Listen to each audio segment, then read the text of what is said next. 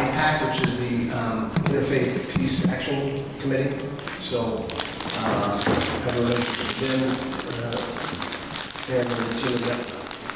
So since the last meeting, I've been kind of, I told somebody I had a major surgery, knee replacement, so I've kind of been laid up and out of commission for a while until recently.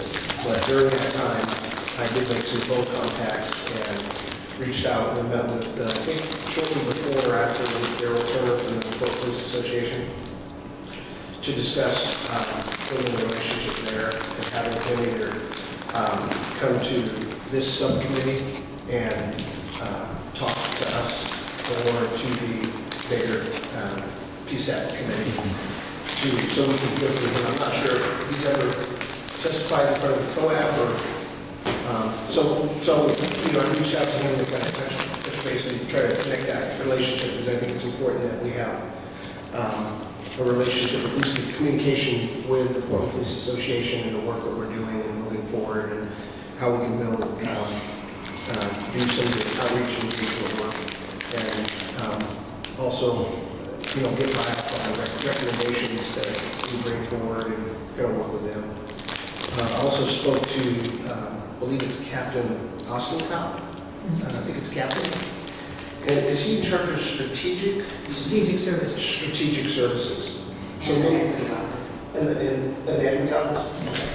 So a little history is when I was the chair of the Community Police Working Committee, one of the requirements in the settlement agreement was reporting to COAB and kind of tracking stops data, the racial profiling plan.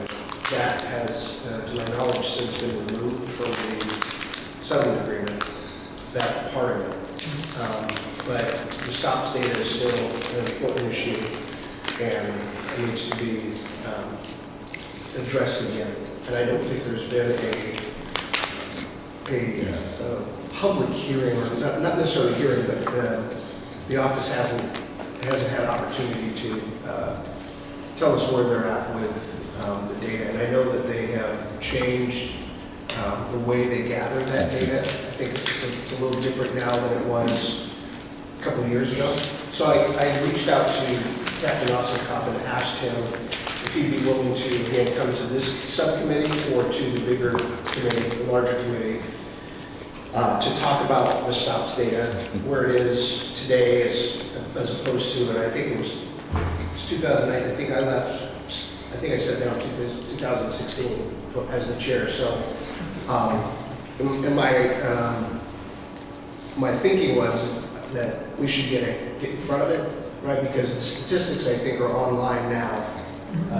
That you can go and find, they can find the stops data online. But I wanted to give the Portland Police and Ostenkopf an opportunity to inform the community and the stakeholders and everybody about the new method of gathering that information and where we're at and what, are we still in the same, still have the same percentages of the last time we heard, which was 4.2 times more likely to be killed over people of color than their white counterparts. So we give a target of May, and we still have not decided, and we can't decide anything today about him either coming from. So I'd love to hear from you when I'm done talking. I'd love to hear from the community and get your input.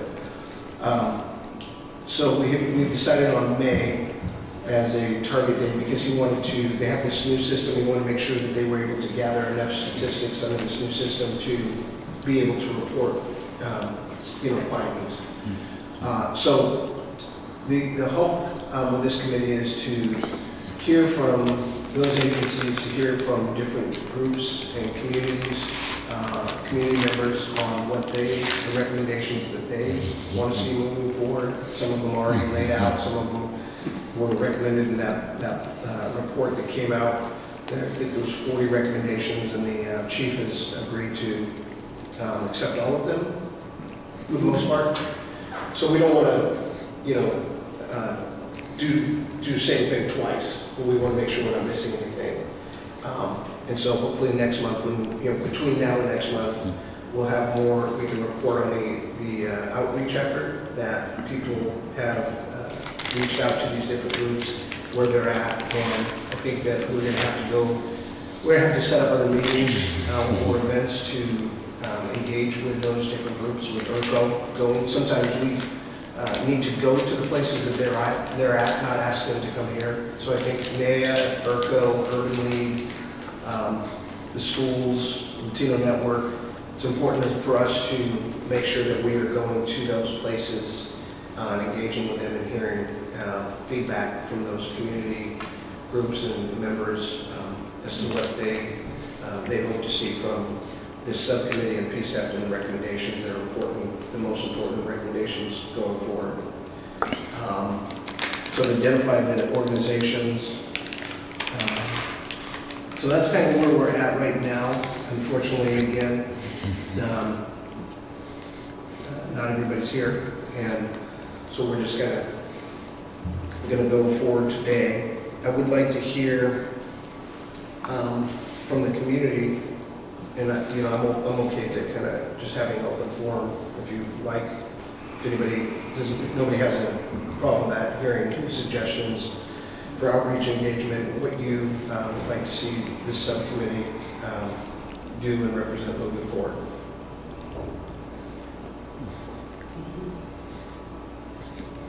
Does that sound like a plan? I came to observe you guys and find out what your format is. I didn't expect to become part of your format, but it does seem to me that training division had been working on, and there were some extensive discussions about stop state, isn't that correct? A while back, I'm not even sure when, so I'm not sure who's exactly dealing with stop state at this point, besides the police themselves. I don't know if there's any I don't think. any intersection with the community concerning stops data. Yeah. So I would think you're it. Right. Not to give you work, but what's happening as far as stops data? No, not for many. Obviously, it's, in terms of transparency, it's available, right? yes, But This is is not- there anyone working or collaborating with us? I'm not aware. yeah. Not since they stopped that committee that you were on, Sam. What's that? Not since that committee, The basically. CPRC. Yeah. Died. Yeah, I think Training Advisory Council was the only other group where stops data has been discussed for the past couple of years, Yeah. but it's not really a formal community involvement sort of a thing. It's more a formal report about stops data and kind of a listening session, question and answer kind of a session, but not necessarily hearing what the community wants or expects, or no discussion about community values or community input. So there's presumably a lot that the community would have to start focusing in on and then start presenting as responses, I think. Because it's an important question. Yeah. And since this is not an area of my expertise at all, I know one of the serious concerns was stopping young people.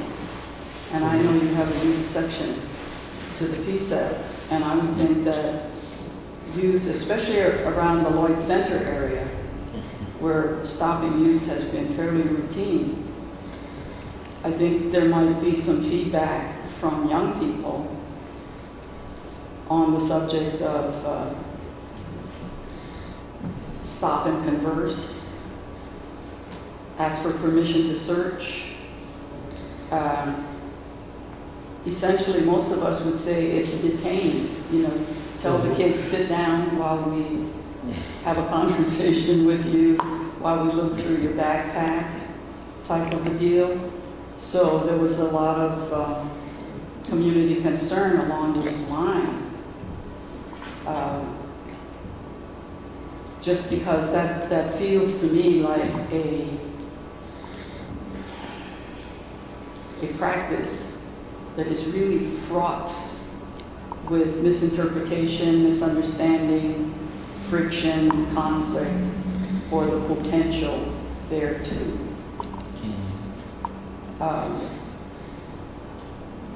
I guess some of the kids would want to know, why did you pick me? Why have you picked us? If a group gets stopped.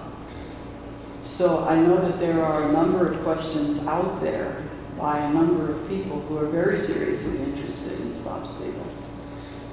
Yeah, and I think too, with the, appreciate your input, the recent SRO data that, the arrests that just came, data that just came out, I know that's been a concern or topic in the community, and I know it's a concern for some members of this committee. The arrest of, I think it said that there were 26 kids arrested in or around schools last year, and twice as many black kids were arrested as white kids. Yeah, you get the picture. So, I think one of the goals or commitments going forward, next month is, and I'll connect with everybody through email, is that having these subcommittee meetings somewhere other than here. So, my thought is trying to connect with NAB and having it there, or at ERCO, or different places, like I said, when we started in the community, to hear from those communities and to go to where they're at. So just keep your eyes open for that as emails go out. Hopefully we'll have a decision before next month, the next meeting, and we'll have more members. We'll have members present as we go forward. We're up against, when do we go in front of the judge? June 6th. June 6th. So, Coming soon. yeah, we've got a lot of work to do in a short period of time.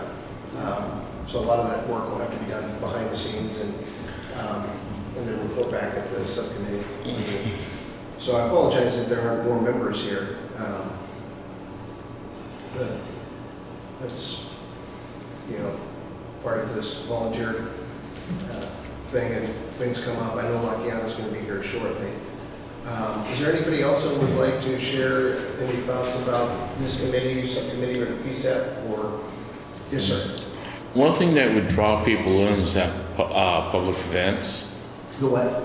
One thing that would draw people in would be like having public events, Yeah. like maybe a barbecue someplace, and then when people come in and want to talk, tell them about what you guys do and how you do it and stuff like that. That's if we can keep the police off the vehicles of the people that's going there. And I noticed last month, gang unit stopped a crew of about 12 kids that just walking around, and took pictures, questioned them, got their names, and took pictures of every one of them. And where'd you see this at? This is over on Powell. And when Mike was with me at the time, and Mike asked about the kids' Fourth and Fifth Amendments, and the cops quieted it up real quick. Who asked for that? Mike, because the police shouldn't be out there taking pictures of the kids. And then Mike asked the cop that was taking pictures, "Why are you taking these pictures?" And he goes, "It's for me." So. Yeah, I think I appreciate you sharing that. I think that you're bringing up good points. One of the things I was thinking about is having an event to draw people in, and when we go into to these organizations, we have an event that outside of this committee that we do through the No Hate Zone, the Breaking Bread, Breaking Barriers, and which actually our next one's on Monday at the First Avenue Baptist Church. We usually have it at NoHo's, but we've been doing it for 2.5 years to bring communities of color and the police together to have dinner and sit down and get to know each other and have a lot of these discussions. So, and we usually, like I said, we have usually at Mills, or going to different, we've been at different community organizations. We've been to NAED, to ERCO, and engaged with those communities. So I think maybe using that blueprint for this subcommittee might be a good idea to engage with community members. Usually we just have people sit at a table and converse. We don't oversee it or, you know, facilitate it, but we're looking to maybe do a little bit more of that. We have questions for them now. So I don't know if we can be able to do that as we did on Monday, but to get feedback from community members and kind of do it there.